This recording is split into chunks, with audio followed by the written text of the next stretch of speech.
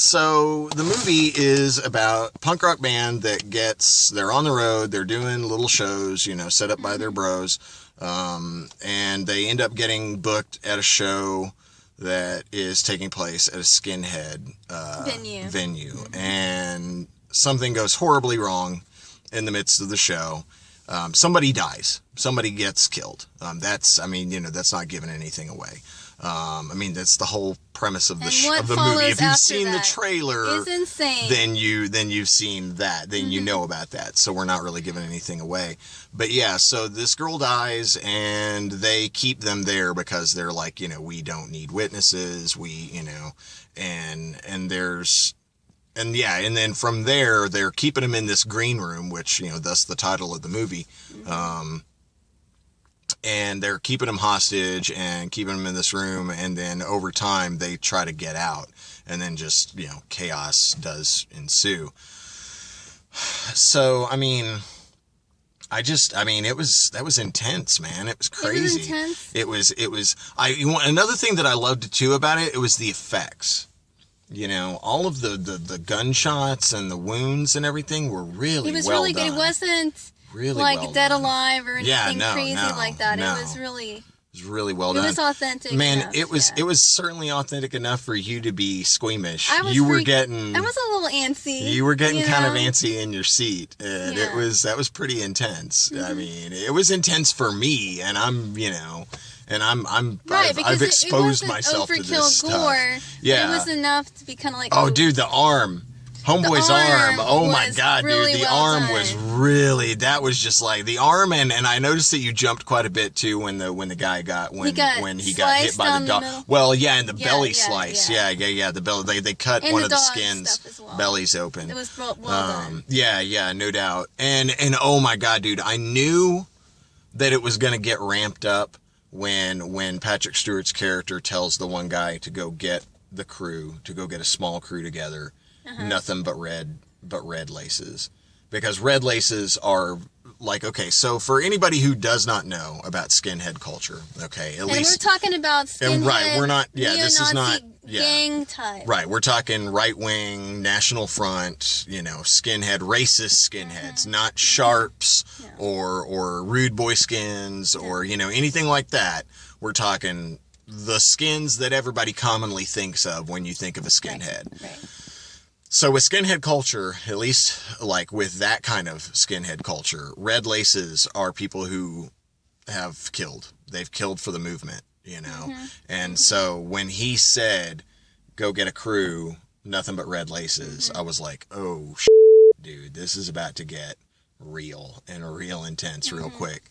And it did, man. It did. It got real crazy and it just, it was a really interesting combination too. And I will point that I loved how badass the chicks were in that. Yeah, and no doubt. They held their own throughout the film. And it wasn't they just weren't, the dudes. They weren't victims or anything like that. Yeah, that was really cool. Yeah, girl power, feminism.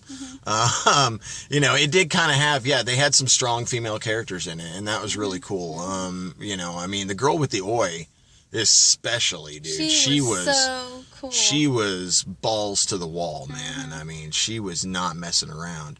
But yeah, really intense. Lots of really good performances. Like we said, it was, character actors, a lot of character actors in it. Good music, also good music. Oh, so back to what we were going to talk about here. Yeah, one of the greatest moments in the film. Yes.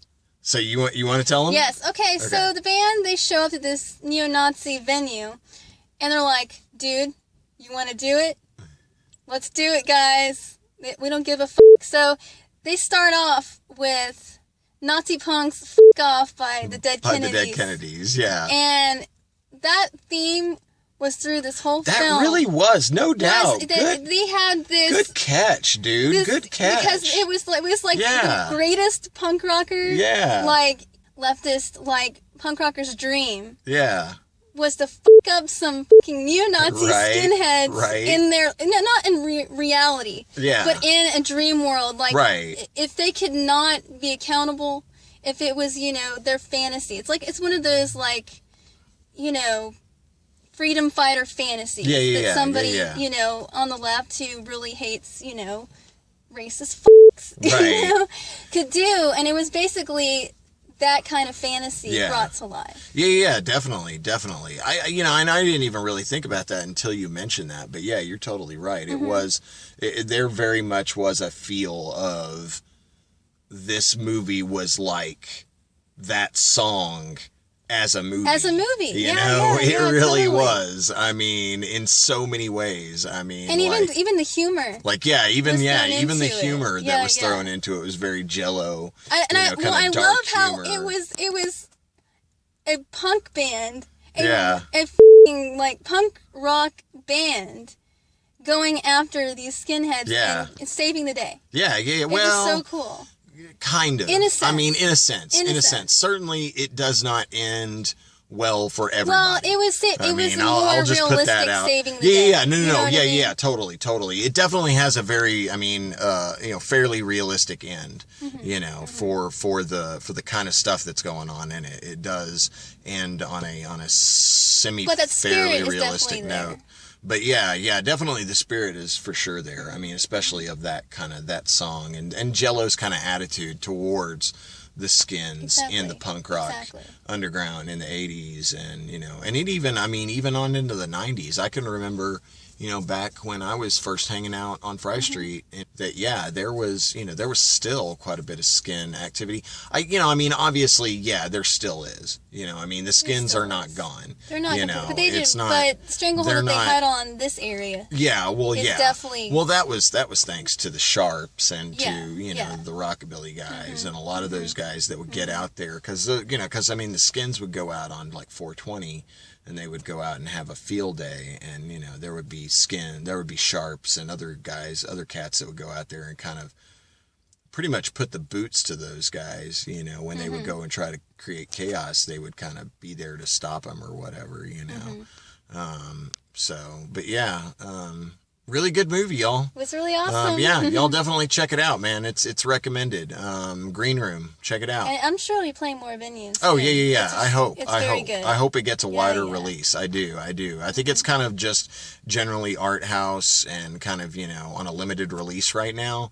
But it is really good. I hope it gets a wider release. I certainly think that even if it doesn't get a wider release, though, man, once it gets to video, it's going to blow up. Totally, I mean, it's going to get... It's going to have at least a cult following. And actually, release. Yeah. And another thing, too, is I would be shocked. I would honestly be shocked if Patrick Stewart doesn't get a Best Supporting Actor nod from the Academy out of this. Or at least the Golden Globes. Definitely. Oh, dude, definitely. Spirit Awards, definitely too. Spirit and Golden Globes. Yeah, that's a lock. I mean, at least definitely as far as a nomination, possibly even a win for either one of those. But if he doesn't get a nomination from the Academy for an Oscar for this performance, it'll be a travesty. I mean, he is intense. I mean, and scary. Like I said, he was intimidating even without being loud or intense or the whole time. He was still just cool and calm and everything, but he was still scary because he wasn't strong backing down, right? But he wasn't strong in your face. You couldn't read him. Yeah, exactly. That was no doubt. You couldn't read him. That was another thing that made him really just disturbing and frightening. But okay, so so this has been We Watched a Movie.